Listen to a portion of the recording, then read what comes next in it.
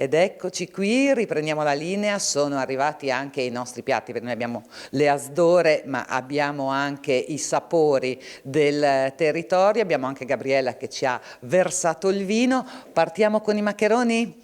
Benissimo, allora, come si procede? Si procede tagliando a listerelle la sfoglia lunghe e poi dopo si fanno dei quadretti un po' irregolari e si corrotolano sul bacchetto per poi fare i maccheroni nel pettine. Ma pensa un poco. Allora, intanto che Rosalena taglia, noi vi raccontiamo in due parole quelli che sono i piatti che abbiamo lì, che ci sono chiaramente le tagliatelle, che sono un classico. Ovviamente abbiamo i salumi e poi abbiamo il castrato. Castrato con i pomodori e le patate fritte. Ecco che anche questo ci dice tanto del territorio, vero? Sì, emiliano, romagnolo. Romagnolo, perché esatto, questo è. E poi c'è il dolce, la zuppa inglese, che è un classico, anche questo è un dolce della tradizione.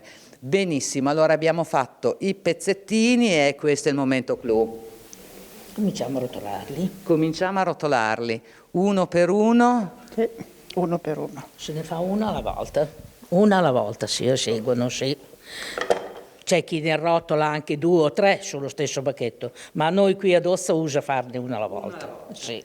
E infatti questo è il bello, che così arrotolati viene tutta la pasta rigato. Sì, viene rigato e si rimane più attaccato il sugo. Ecco, infatti questo Lo scopo. c'è il motivo. Lo scopo perché il ragù rimane più attaccato, sì. Ecco, non è una questione estetica, ma è una questione di sapere, di sapori e di saperi. Torniamo un attimo anche alla Rocca. Abbiamo detto le cucine, abbiamo detto il cortile, Sala delle Torture, Pozza Rasoio, però la Rocca, oltre ad essere museo, è anche sede di mostre temporanee ed esposizioni permanenti. Sì, assolutamente, quindi diciamo la Rocca è tradizione, ma è anche innovazione, ma è anche proiezione verso il futuro in questo senso, e quindi ad esempio qui c'è il centro documentazione studi insomma del Muro dipinto, che è una delle manifestazioni senz'altro più conosciute, ecco, Dozza viene definita un museo a cielo aperto per questo motivo, e è uno degli aspetti di cui poi si occupa ottimamente, devo dire ancora una volta, la Fondazione Dozza Città d'Arte, che è qui rappresentata dalla presidente Simonetta Mingazzini. Sì, ecco, la Kermesse del Muro dipinto parte come iniziativa, ecco, annuale dal 60 al 64 direi, e poi dal 1965 diventa biennale perché le dimensioni organizzative e diciamo così anche concettuali hanno raggiunto dimensioni tali che è necessario, ecco, una preparazione più accurata.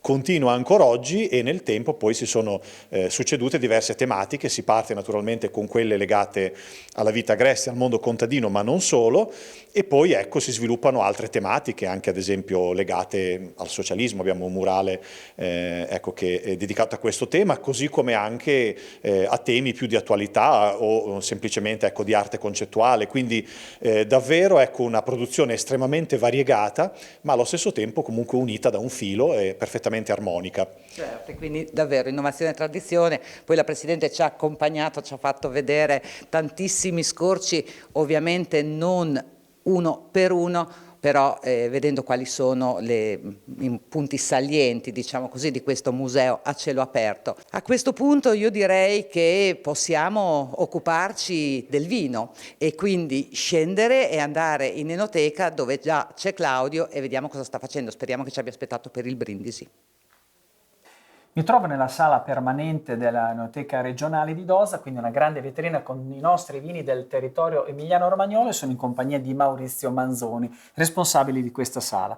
Allora, innanzitutto, quando nasce l'Enoteca Regionale? Perché c'è un aneddoto anche curioso. Sì, perché allora, diciamo, questa enoteca a metà anni 60 viene progettata tramite una tesi da un ragazzo che oggi naturalmente non è più un ragazzo, dove studia, diciamo, un punto di promozione per i vini del proprio paese. Quindi da quest'idea nasce l'Enoteca Regionale, che adesso raccoglie Quante etichette complessivamente? Diciamo che raccoglie fino a 1 migliaio di etichette per un totale di più di 200 produttori, tra i 200 e i 250 produttori. Qua ci sono vini che vengono prodotti da Rimini fino a Piacenza, quindi abbiamo Assolutamente. tutte le tipologie. L'avventore, chi viene a trovarvi normalmente vuole capire, conoscere anche quali possono essere gli abbinamenti, no, tra Assolutamente, vino e sì. cibo. Infatti, E voi proponete anche un percorso particolare. sì, esatto, che è quello poi praticamente che stiamo facendo noi. Tutti i nostri vini sono esposti per abbinamento cibo-vino di un pranzo all'italiana. Abbiamo iniziato con gli spumanti metodo classico, metodo Charmat, bianchi frizzanti. Arriveremo quindi ai bianchi fermi, dai meno ai più strutturati, per passare attraverso ai rossi frizzanti. Abbiamo detto da Piacenza fino a Rimini. Quali sono le principali tipologie di vino e di vitigni che sono quelli che poi caratterizzano e connotano la nostra regione? Sì, partendo dal piacentino, come rosso non si può non parlare di un vino in questo caso, perché è un blend di Bonarda e Barbera ed è il Gutturnio, che lo si produce sia nella versione frizzante che fermo. In quelle zone, a livello di vini bianchi, la fa da padrona la Malvasia e l'Ortrugo. La Malvasia che poi scendendo ritroviamo anche nella zona di Parma e nella zona di Reggio Emilia. Zona di Parma, con la zona di Parma si entra nella grande macrozona dei Lambruschi che poi prosegue attraverso Reggio Emilia e Modena. Ricordiamo quali sono le 3 tipologie di Lambrusco? Allora, 3 per il modenese, perché sono il Lambrusco di Sorbara, il Lambrusco Grasparossa di Castelvetro e il Lambrusco Salamino di Santa Croce.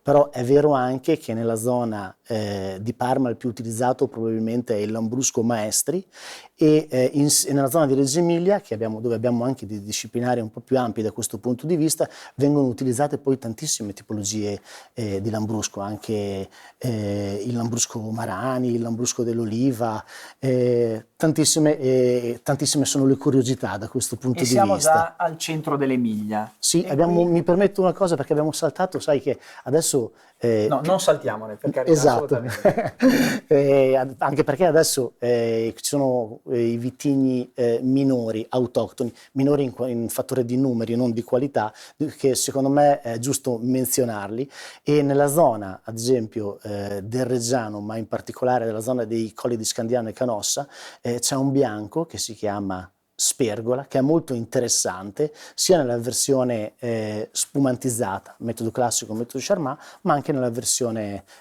assolutamente ferma. E sempre in quell'area abbiamo detto c'è anche un altro rosso che è il Malbo Gentile. Il Malbo Gentile, che Ti è venuto in mente sì, questo bravissimo, vitigno? bravissimo. In realtà viene prodotto sia in quest'area modenese, però ce n'è traccia, qualche produttore romagnolo lo utilizza anche per vini non solo fermi secchi, ma anche per la versione passito. Maurizio, il nostro viaggio nei vigneti emiliano-romagnoli è arrivato al centro Emilia, zone di Bianchi e di Pignoletto? Assolutamente sì, Colli Bolognesi, la fa da padrona un autoctono, bianco, Pignoletto, sia nella versione spumante, frizzante, ma anche fermo. Tra l'altro è una delle 2 DOCG della nostra regione. Poi entriamo in Romagna, terra di grandi vini, di bianchi e di rossi, Sì. Sangiovese, prima di tutto, poi Il re, il Sangiovese e la regina, l'Albana, naturalmente. l'Albana che negli ultimi anni è stata valorizzata ulteriormente. Assolutamente, se un tempo era apprezzata soprattutto nella versione passito, grazie agli sforzi di diversi produttori negli ultimi anni sta andando alla grande anche nella versione fermo secco, dove si trovano dei prodotti molto molto interessanti. Tra l'altro una bellissima carta da spendere per la nostra regione perché è il primo vino bianco diventato DOCG in Italia nel 1987. 2 parole sul Rebola? Rebola, vitigno per antonomasia a bacca bianca della zona dei Colli di Rimini. Tra l'altro si è formato attorno a questo una sorta di piccolo consorzio molto molto attivo che sta lavorando per portare in alto il nome di questo vitigno, assolutamente. C'è un gruppo chiamato i rebolisti, no? Sono i vignaioli, i vitivinicoltori che producono Rebola. Io spenderei altre 2 parole sul Sangiovese, perché in alcune aree stanno nascendo dei cru, veri e propri cru, no? Sì. Quindi con areali molto circoscritti che hanno delle sfumature in termini di sapore, in termini di profumo, sempre però con lo stesso vitigno del Sangiovese. Assolutamente, sono 16 le sottozone nella nostra regione e ci aiutano appunto a fare quello che tu hai appena detto, a farci capire quanto il microterritorio vada proprio ad influire sulla singola bottiglia. Poi Maurizio si può aprire un capitolo su nicchie produttive, no? Quindi vitigni autoctoni. Sì, assolutamente. Non si può non citare che cosa? Il centesimino, soprattutto nella zona di Oriolo dei Fichi, nella zona della provincia di Ravenna invece del Bourson, che si produce sia in una versione base che in una versione riserva, e poi c'è un bianco che ultimamente è rientrato nella DOC proprio, che è l'uva famoso della zona di Mercato Saraceno. E il vitigno? Famoso proprio, quindi sì. proprio autoctono. Assolutamente sì. Ma stiamo parlando di quali volumi di queste piccole nicchie produttive? In questo momento ancora volumi abbastanza contenuti, assolutamente, ma tutte chicche che appunto questi piccoli produttori stanno ricercando di portare in alto, e non solo, scusate, cercando, ma stanno riuscendo proprio. Maurizio, un'ultima cosa, la funzione dell'Enoteca regionale è quella di fare conoscere, anche educare un consumatore Assolutamente. nel bere e abbinare questi prodotti. Promozione ed educazione al bere consapevole. Che non è solamente nel nostro territorio, ma soprattutto anche fare conoscere i nostri vini all'estero.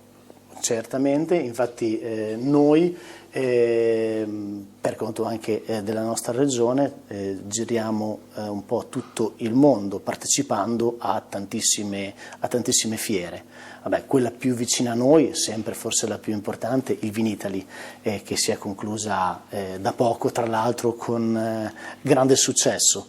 Poi si gira un po' tutto il mondo, da la Germania, da Londra, ma anche in diversi paesi extra UE. Grazie Maurizio per averci accompagnato in questo tour virtuale nei vigneti e nei vini dell'Emilia Romagna. Adesso però facciamo un brindisi. Grazie a voi e assolutamente a tutto.